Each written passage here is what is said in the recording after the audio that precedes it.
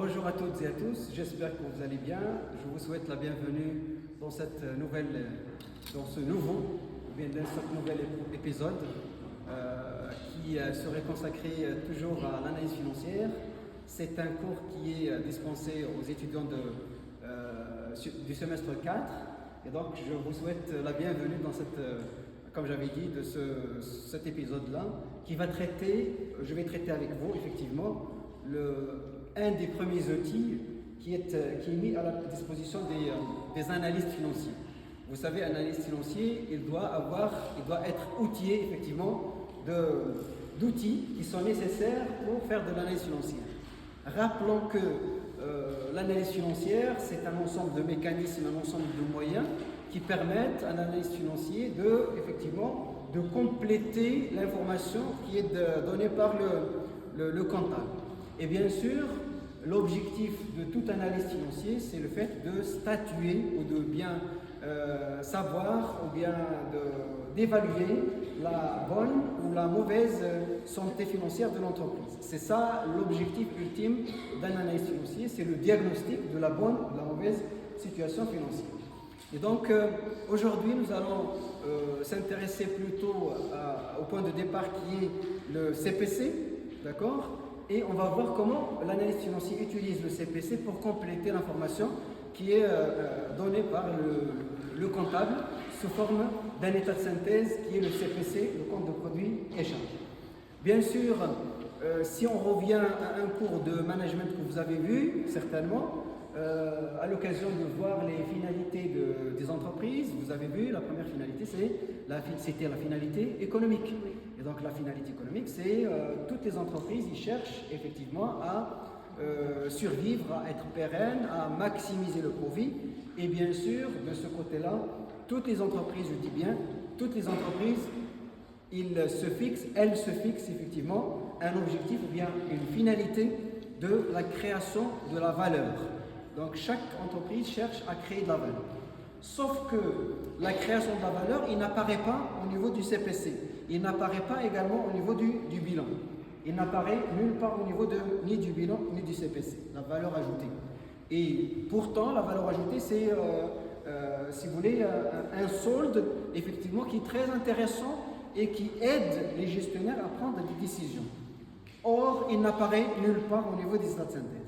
C'est là où l'analyse financière vient pour compléter l'utilisation du CPC. Donc bien sûr, comme vous le savez, il y a une formule que vous connaissez déjà peut-être, vous l'avez vue peut-être en comptabilité générale, mais on va la voir aujourd'hui avec beaucoup de précision. C'est celle qui porte sur le comment, ou bien comment calculer la valeur ajoutée créée, ou bien la richesse créée par une entreprise. C'est ce qu'on va voir tout de suite, justement. Donc la valeur ajoutée, c'est valeur ajoutée, donc la formule de la valeur ajoutée, elle est égale, valeur ajoutée, elle est égale à la marge brute sur vente en l'état, plus la production de l'exercice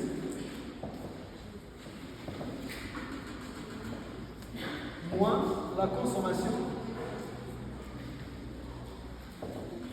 de l'exercice. Donc il suffit de faire la différence entre la marge brute et la production avec la consommation pour calculer la valeur ajoutée.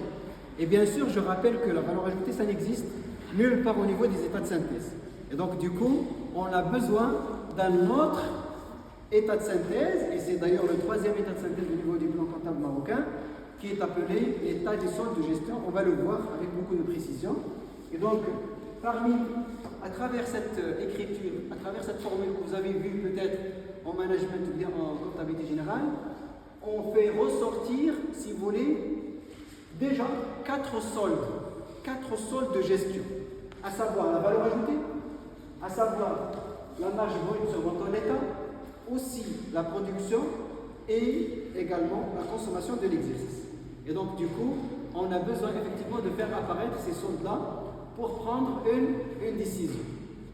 On va calculer la valeur ajoutée pour voir est-ce qu'effectivement il y a une valeur ajoutée positive, est-ce que l'entreprise crée une valeur ajoutée, ou bien la valeur ajoutée est négative. Donc si la consommation de l'exercice dépasse largement la somme entre la marge et la production, on va dire que l'entreprise est en train de détruire la valeur. Il n'est pas en situation favorable de création de valeur ajoutée, mais si au contraire la marge brute sur montant d'état et la production d'exercice dépasse la consommation de l'exercice, excusez-moi, j'ai oublié d'utiliser le micro. Et donc effectivement, si la consommation d'exercice est moins importante par rapport à la production et à la marge, on va effectivement ressortir par une valeur ajoutée un peu plus positive. D'accord? Sachant que même la marge, pourquoi on avait parlé de solde, ça c'est un solde également, et donc c'est la marge brute sur montant d'état, elle est calculée en faisant également une différence entre les ventes de marchandises moins les achats revendus de marchandises. Vous voyez, ça, la marge brute, elle est égale aux ventes, c'est-à-dire c'est le chiffre d'affaires, moins les achats revendus. La question qu'on peut se poser à ce moment-là, bien à cet instant, c'est que est-ce qu'il y a une différence entre achat de marchandises et achat revendu de marchandises? Est-ce qu'il y a une différence? Effectivement, il y a une différence. Oui, vous avez raison. Pourquoi? Parce que achat de marchandises, ou bien achat revendu de marchandises, il est égal aux achats de marchandises moins la variation de stock. Et bien sûr, donc notez bien que les achats revendus sont égales aux achats moins la variation du stock. Et sachez également que la variation du stock, c'est toujours le stock final moins le stock initial. Et donc c'est achat moins variation de stock, je vais ouvrir les parenthèses, c'est le stock final moins stock initial.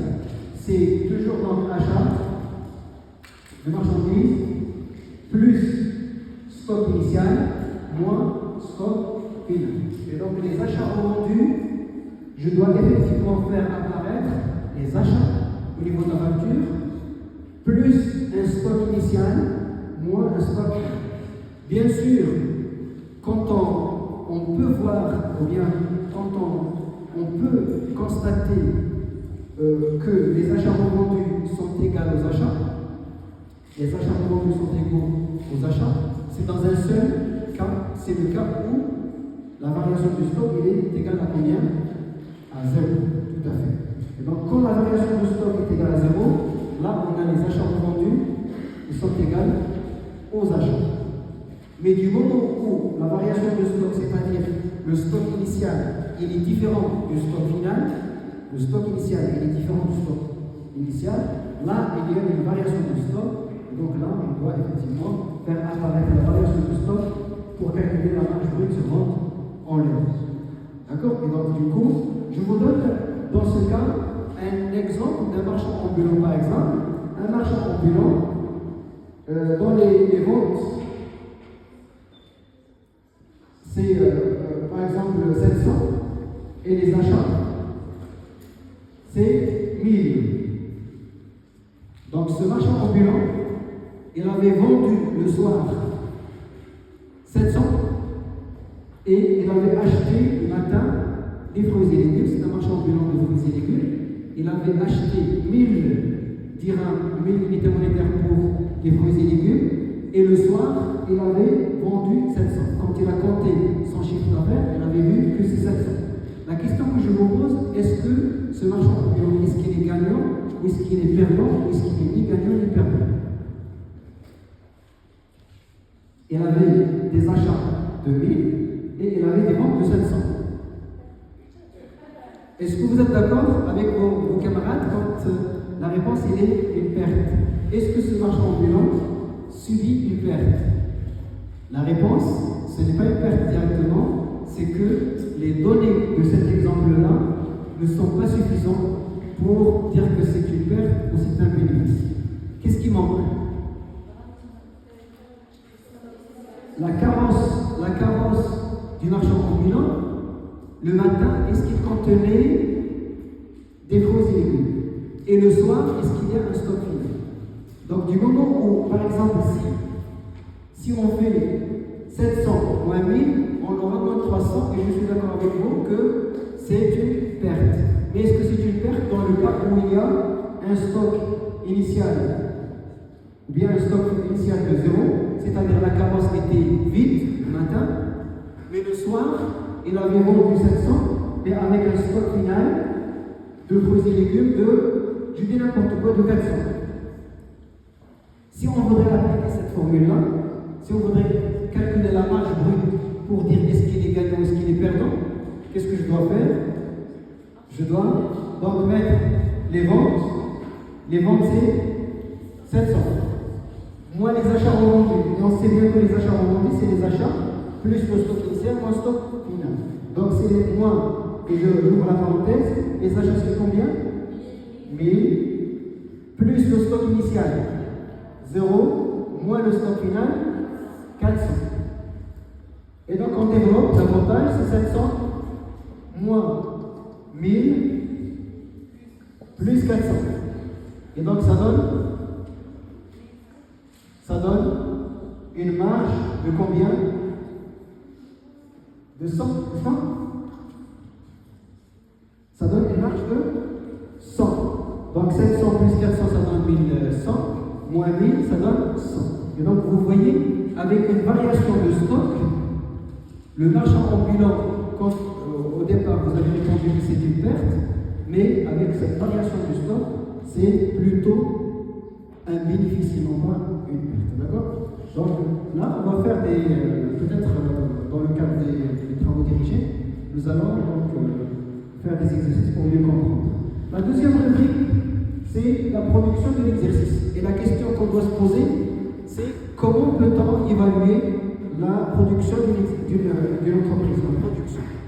Et donc si on voudrait développer cette question-là, ou bien avoir, si vous voulez, la réponse à la question combien on produit, quelle est la valeur de notre production, et donc tout simplement, il est facile de le faire. Et donc l'entreprise, quand elle produit, soit elle produit pour vendre, une partie il est vendue, c'est le chiffre d'affaires. Si les produits ne sont pas vendus, ça veut dire qu'ils sont stockés, c'est la variation du stock des produits finis. Et s'il n'est pas vendu et n'est pas stocké, c'est qu'elle est utilisée par l'entreprise, elle est produite par l'entreprise pour elle-même. Comme par exemple une entreprise qui fabrique des PC portables, des ordinateurs, une partie elle est vendue, une partie qui n'est pas vendue elle est stockée, et une partie elle est utilisée par les salariés de l'entreprise. Donc c'est les trois catégories. Donc on a la production de l'exercice, on peut l'évaluer comme ça, par vente de biens et services produits, ou bien variation de stock de produits finis, ou bien production ou bien immobilisation produite par l'entreprise, immobilisation produite par l'entreprise pour elle-même. D'accord? Il y en a ceux qui peuvent ajouter ce sont les démarques connues et les démarques inconnues. Comme par exemple le cas des produits finis qu'on avait produits, mais pour lesquels on ne sait pas la destination. C'est-à-dire qu'ils sont volés, ils sont détournés, ou ils sont cassés et défectueux, donc ils ne rentrent pas dans la comptabilisation de la production de l'exercice. Il vient par la suite la consommation, moins la consommation de l'exercice, ça c'est plus ces trois éléments, moins la consommation de l'exercice, et donc moins la consommation c'est effectivement, elle contient deux éléments. La consommation de l'exercice, c'est les autres charges externes, et aussi les achats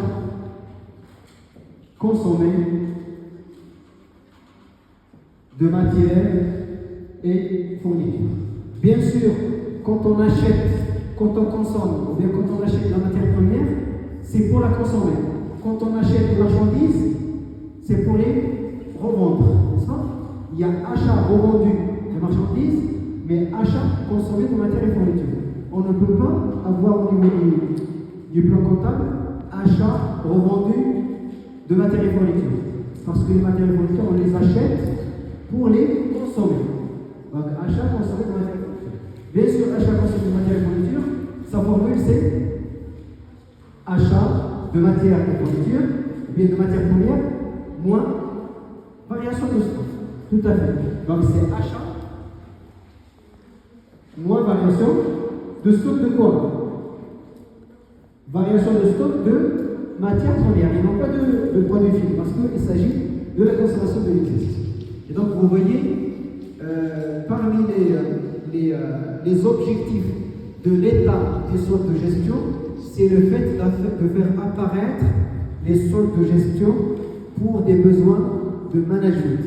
Et donc le CPC, le compte de produit-charge, il est incapable de faire apparaître les soldes de gestion comme la valeur ajoutée, comme la marge brute sur montant d'état, comme la production de l'exercice, comme la consommation de l'exercice.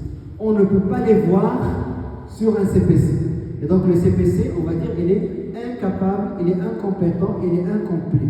Ce qui présente plus d'informations, c'est plutôt la marge brute sur vente, c'est plutôt l'état de solde de gestion qui va faire apparaître la valeur ajoutée. Bien sûr, pour ne pas alourdir un peu cette vidéo, je vais justement ajouter un cinquième solde de gestion. C'est le BE. C'est le BE. Et donc, bien sûr, le BE, c'est l'excédent brut d'exploitation. Excédent brut d'exploitation. Il est égal à la valeur ajoutée plus les subventions d'exploitation moins les charges du personnel moins impôts et taxes. Et donc le BE, ça n'existe pas également au niveau du CPC. Le CPC, il est incompétent aussi à faire apparaître l'excédent brut d'exploitation. D'accord? Et donc ce sont les 5, si vous voulez, les 5 soldes de gestion que le CPC ne peut pas faire apparaître. Pour lequel, autrement dit, pour lesquels, c'est les 5 soldes de gestion pour lesquels le solde ou bien le compte de produit-charge, il n'est pas compétent justement pour donner une information. Et donc vient l'intérêt du troisième état de synthèse qui s'appelle état des soldes de gestion pour développer, pour améliorer l'information donnée par le CPC au niveau du plan comptable. Et donc si vous feuilletez votre plan comptable, vous allez voir que le troisième état de synthèse, après le bilan et le CPC, vous allez trouver directement un état de synthèse intitulé état des soldes de gestion, et ça commence par le tableau de formation des résultats et bien sûr le tableau de calcul de la capacité d'autofinancement que nous allons voir par la suite.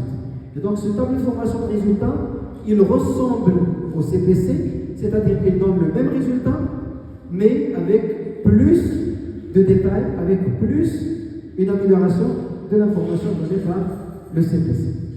Bref, le tableau de formation de résultats est un moyen qui pourrait être utilisé pour améliorer l'information donnée à l'analyse financier pour mieux prendre une bonne décision.